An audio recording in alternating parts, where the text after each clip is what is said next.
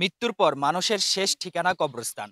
আমরা এখন দাঁড়িয়ে আছি ফেনী ছাগলাইয়া দক্ষিণ যশপুরে। আমার পিছনে একটি কবরস্থান রয়েছে।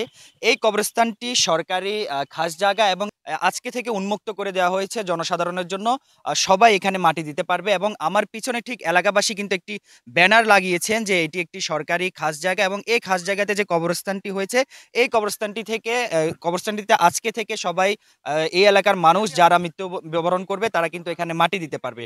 তো এখানকার যে এলাকাবাসী আছে আমরা তাদের সাথে একটু কথা বলবো এবং আমরা জানতে চাবো আসলে এই কবরস্থানটি সম্পর্কে। স্থানটি খাস জমি হিসেবে এবং কি সর্বসাধারণের জন্য উন্মুক্ত করলেন, এই বিষয়ে আমাদেরকে একটু জানাবেন। মাননীয় জেলা প্রশাসক মহোদয় বরাবরে এই মহোদয়ের নামে এটা ১ নম্বর খতিয়ান হিসাবে খতিয়ানভুক্ত আছে এবং টোটাল জমির পরিমাণ হচ্ছে এখানে ২৮ শতক ভূমি, যাহা কবরস্থান হিসাবে শ্রেণী আছে অদ্যাবধি পর্যন্ত। এখন আমাদের এই কবরস্থানটি আজকে পর্যন্ত আমরা বহু বিতর্কে ছিলাম এবং আমাদের এই কবরস্থানটি সরকার বাহাদুরের নামে যখন খতিয়ানটা হয়েছে ইনশাল্লাহ আজকে থেকে আমরা অবমুক্ত এবং আমরা এলাকাবাসীর কেউ কাউকে কবর দিতে হইলে কেউ কাউকে কোনো পারমিশন লাগবে না এবং সবাইকে মুক্ত হস্তে এখানে মাড়ি দিতে পারবে ইনশাল্লাহ।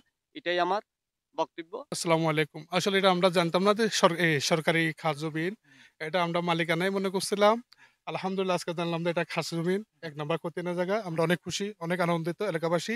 আমাদের জন্য দোয়া করবেন ইনশাআল্লাহ। ইনশাআল্লাহ যা করেন ভালোই করছেন। The friendship tours and travels, visa processing ও বিমানের টিকিট ক্রয়ে আপনার আস্থার প্রতিষ্ঠান।